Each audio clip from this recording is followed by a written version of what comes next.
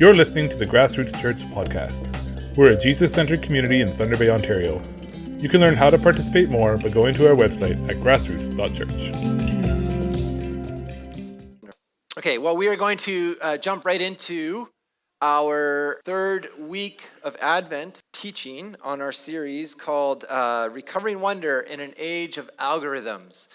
This is what we've been saying so far in this series. We've been proposing that the season of Advent provides us with a bit of a training ground to prepare us to sort of combat the forces of our world, forces expressed in things like the algorithms that we've been talking a little bit about. And these forces distract us in all sorts of ways and keep us from focusing on the things that matter. And so how do they do that? Well, Advent, how does Advent serve as a season to sort of prepare as a training ground? Well, if we think about Advent as a season of anticipation, the algorithms of our day offer us immediate gratification. Where Advent stirs us to mystery and to wonder as we contemplate the coming Christ, algorithms give us predictability. Advent reminds us of the quest for peace and shalom that we spoke about last week,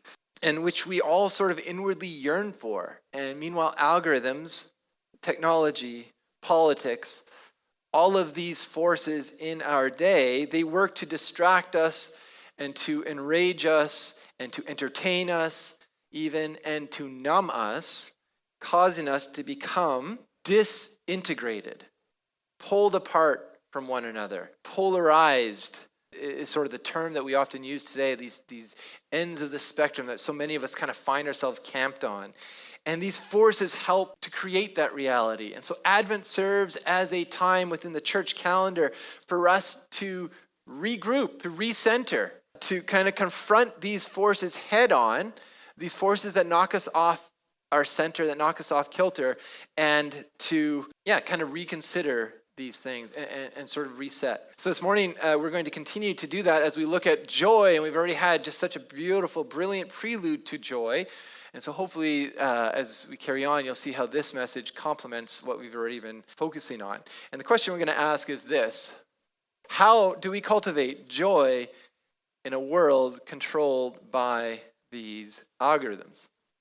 And I want to start by painting a picture. Now, before I do, this picture is an extreme, and if you connect with every single bit of what I'm about to say, then we need to talk afterward. I'm hoping this is not the reality. But I think most of us in this room, what I'm about to say, most of us in this room can connect with a little bit of this. Let's begin with you waking up in the morning. The first thing you do is you look at your phone. And you check, are there any texts that came in? Are there any emails that I need to look at to see, to help prepare my day? What do I need to look at? Maybe we will do a quick scroll on our social media, see if any friends in our connection group have posted anything that might cause a smile, or maybe we'll read the news really quickly. That's the first 15, 20 minutes of our day. Nothing there. Okay, great. Then we get up, we head down to breakfast, and now it is time to eat. And the options are only limited by our ambition this morning. There's toast, there's eggs, there's pancakes. That's all too much work. And so we say, you know what, I'm just going to have cereal. And that's cool because there are 5 or 6 choices of cereal that are right before me that I can also choose from. That works. After breakfast, or maybe even during breakfast, we turn back to our phones.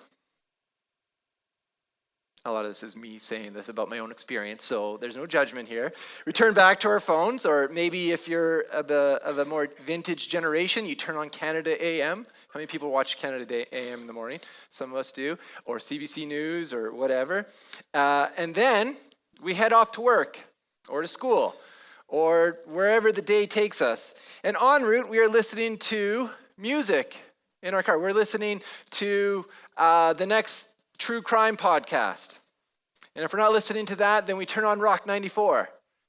And if we're not listening to Rock 94 because we're sophisticated and smart, we're actually listening to CBC. And if we're Christians and we love Jesus, we're listening to UCB radio. But something we're listening to distract us from the silence. There has to be something on in our cars. Then we get to work or school or whatever, and we begin our job. And as we begin our job, studies show that we are checking our phones 350 times a day. And kids, youth, are even worse. 500 times a day. They are checking their phone. And in their checking of that phone, we are, let's all be honest here, we are looking at new notifications. We're looking at the next TikTok reels. We're looking at a CBC article. We're playing a game. I often do Sudokus to kill my time. That's our day at work. And we get some work done in the midst of all that too, I think. And then, after work, some of us will be like, okay, I have to stave off this existential dread. I better go shopping. And so we'll go and we'll buy the next product, the new clothes, some tool from Home Depot, whatever it might be, whatever we purchase that we subconsciously believe will bring us joy and stave off that looming despair that dwells in the depths of our soul. And then we go home and we eat, or we bring in skip the dishes, or whatever, path of least resistance to get that food. And after dinner, it's getting late, we're getting tired, it was a long day, and so we will hang out in front of Netflix or Apple TV and watch the next series that's going to help us escape reality before we shut off the lights and go to bed. Now again, this is an extreme, right? And I hope this isn't an exact detailing of your day. And like I said, if it is, then maybe we should chat about that. Some of us exercise, or we play sports, or we bring kids to different activities throughout the day or in the evening. Lots of different things. But regardless, I think I can be confident to assert that most of us in this room, most of us, I dare say, can connect with that hypothetical day on some level. Yes?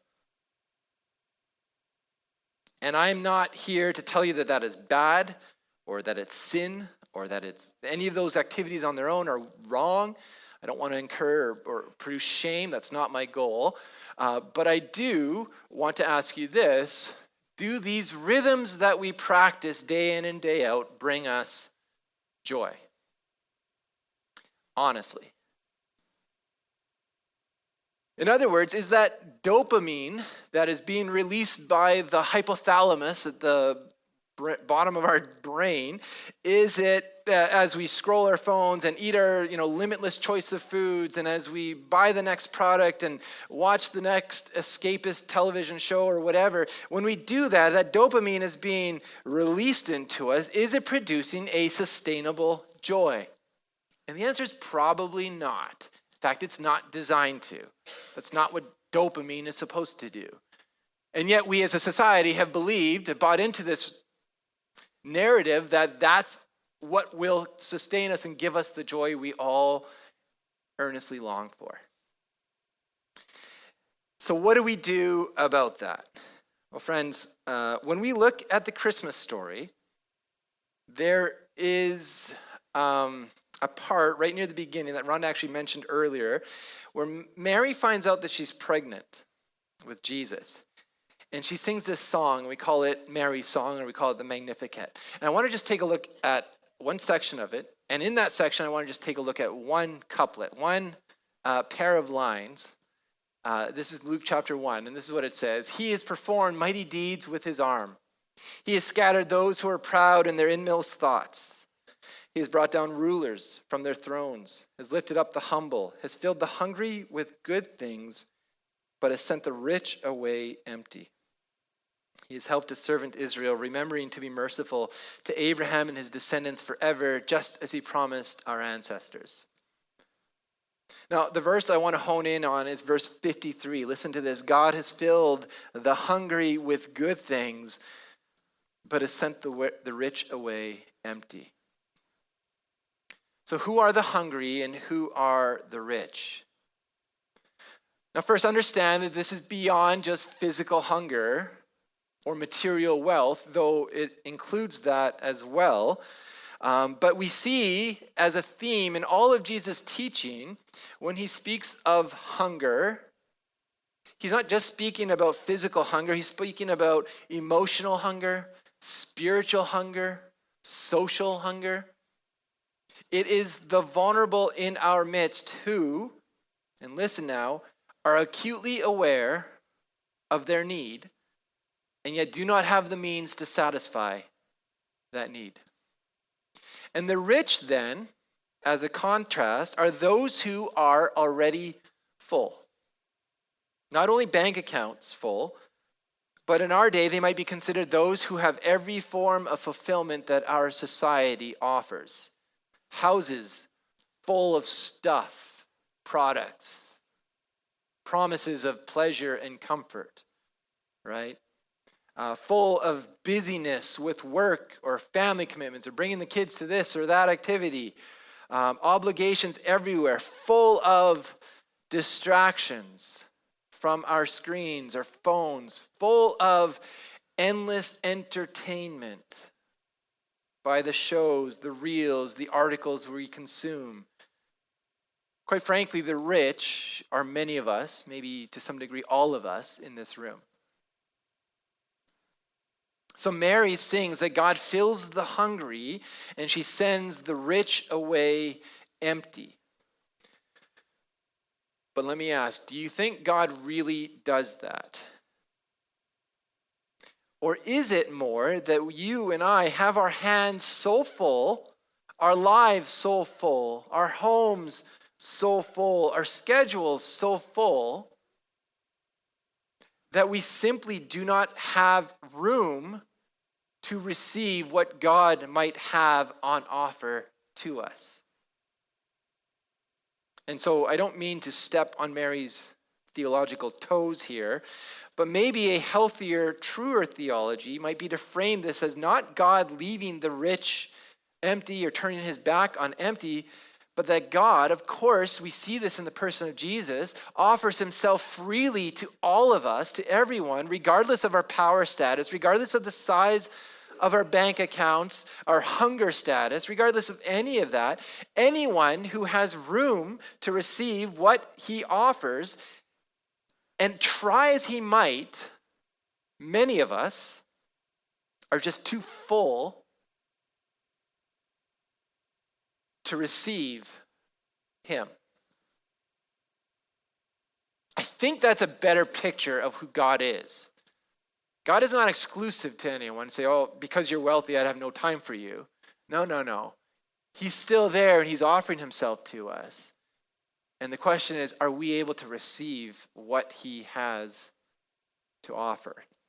In other words, this isn't a God problem, but God's character. This is an us problem about our full schedules and lives. It's not hard to see this. God wants all of us to experience the life he offers. He says in John 10:10, I have come to give you life to the full. All right, so this is what Jesus offers. He's offering life to the full to everyone.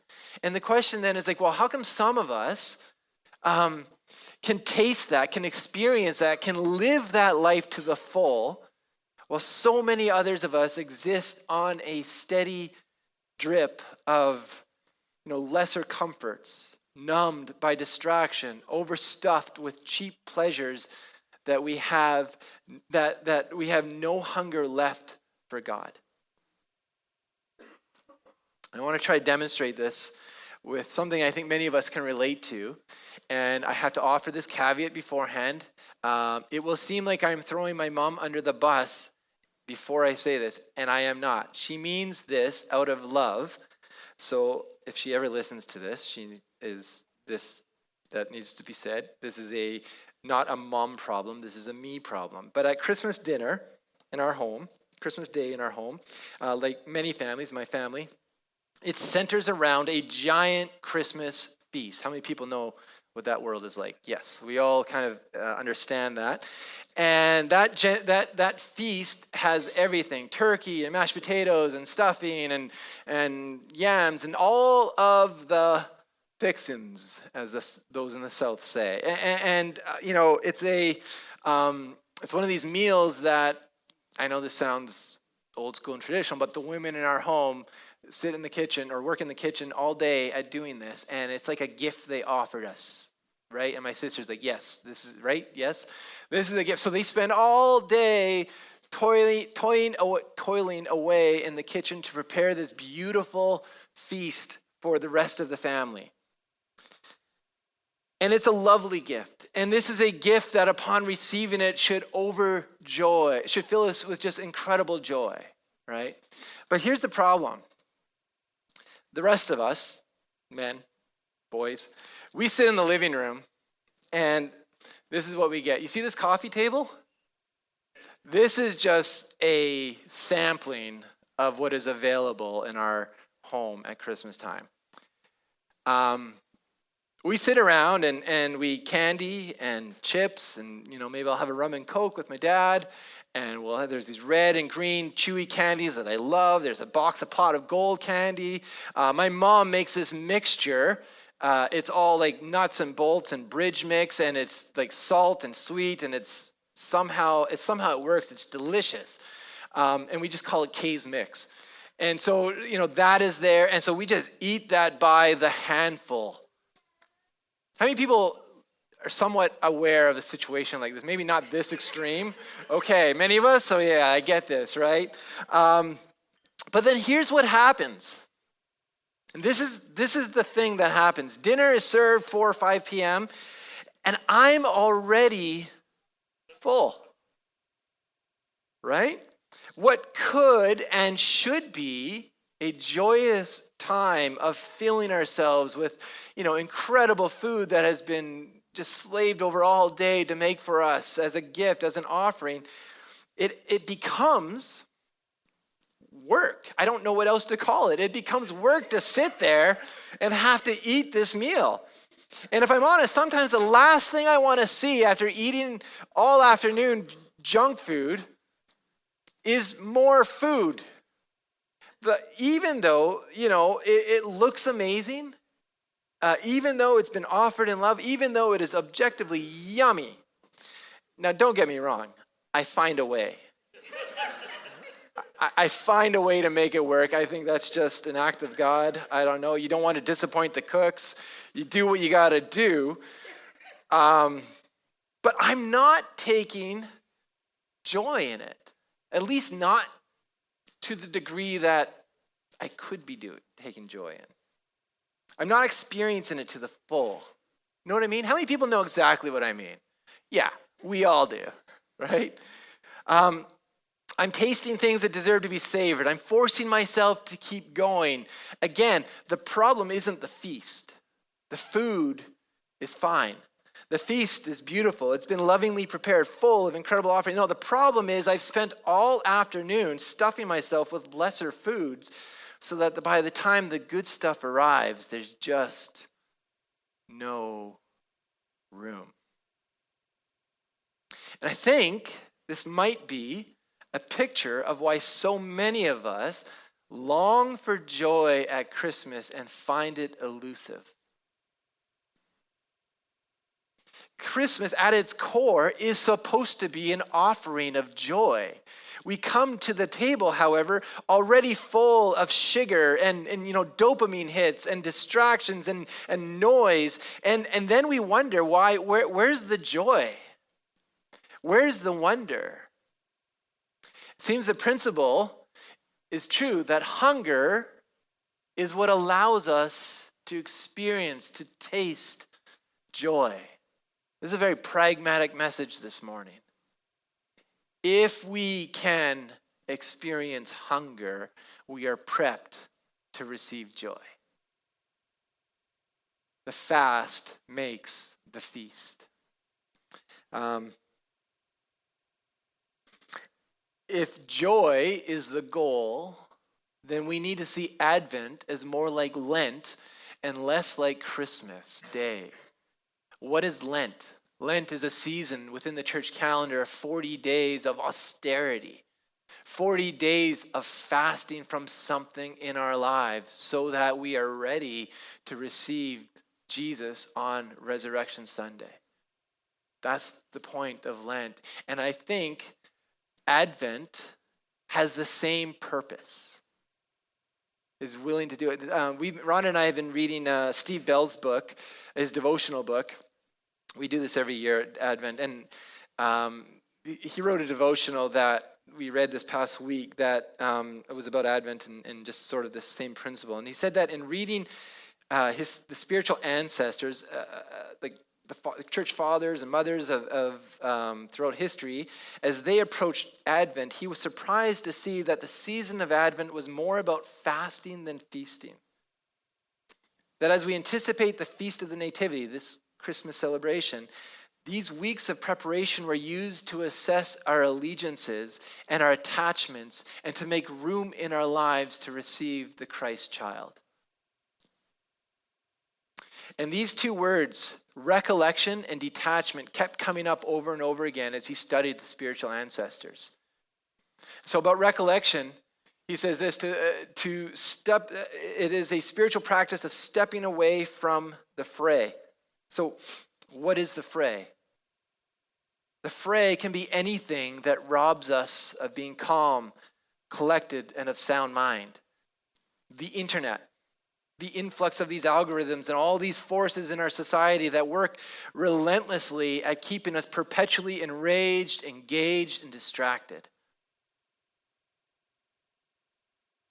Now combine that with the busyness in our lives, from kids' sports to school to work to church. All of it seems to build and build, resulting in what Bell calls this gnawing feeling that we are spread too thin and the center can't hold.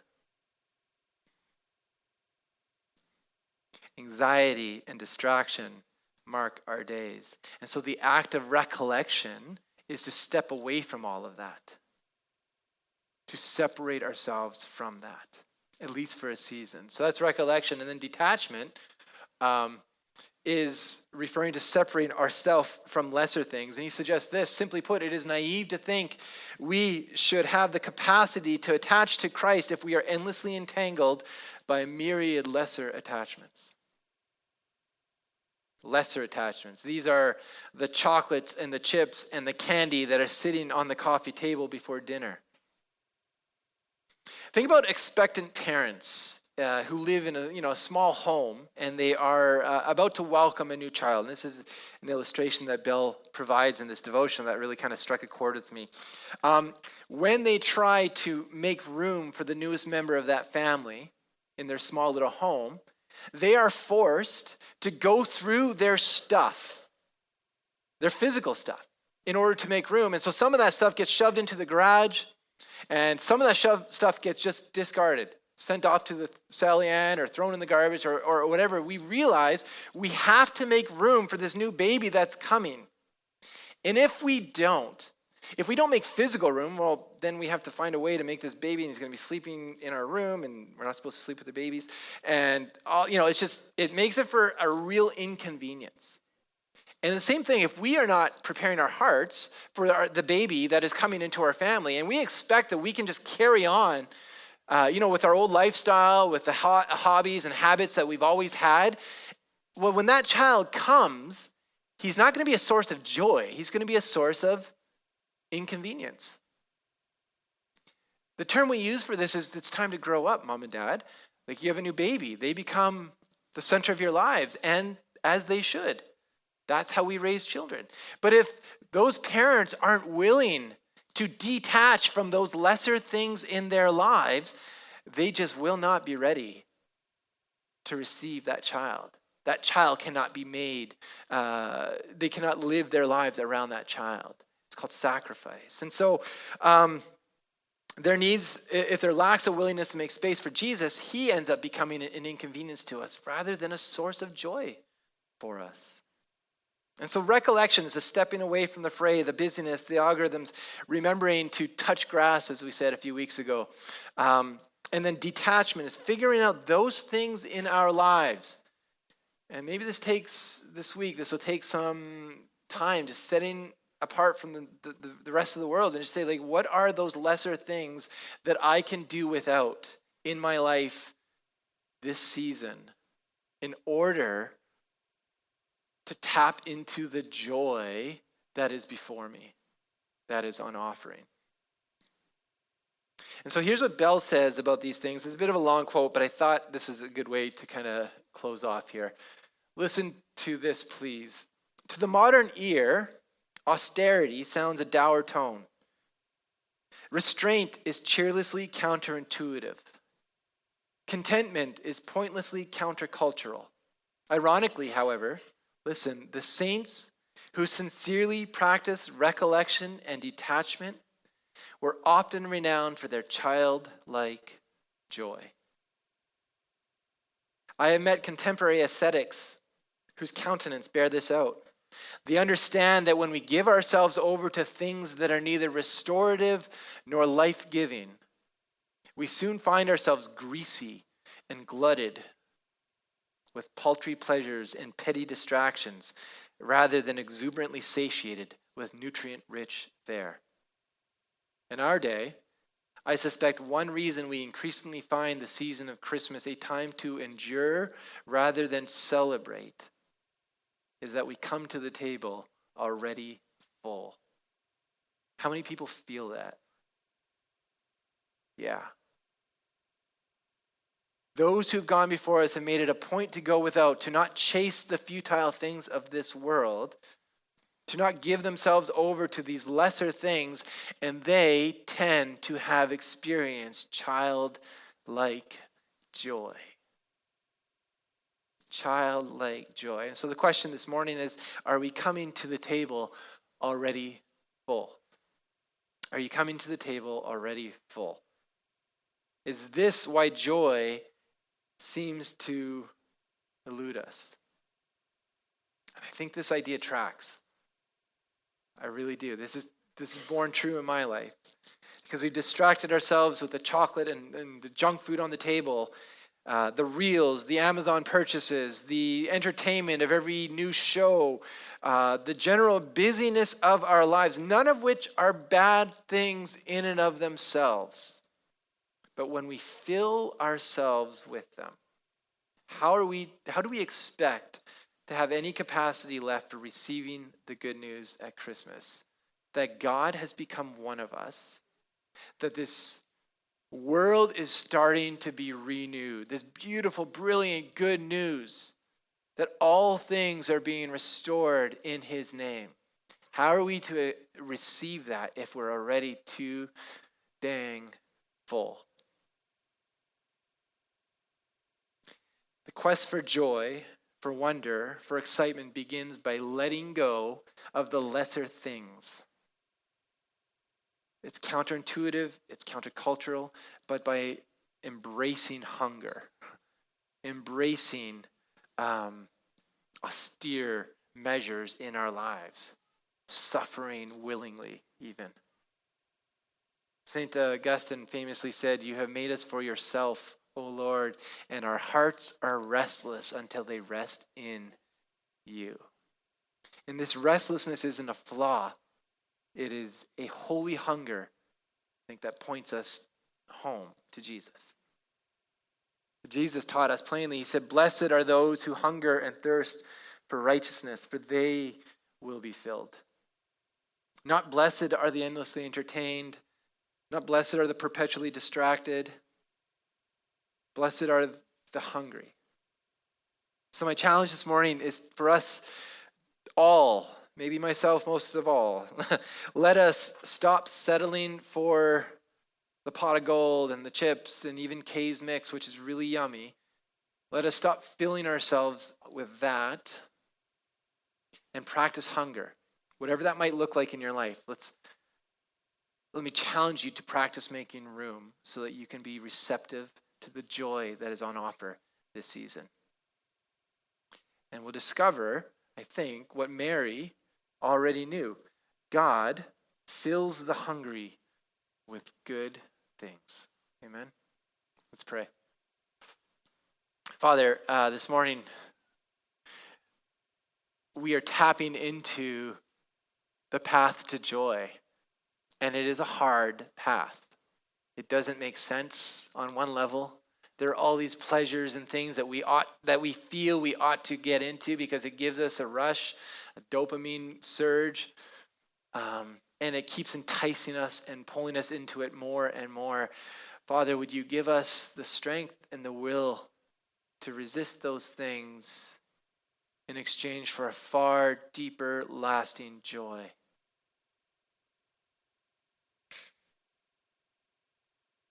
I pray this in your name. Amen.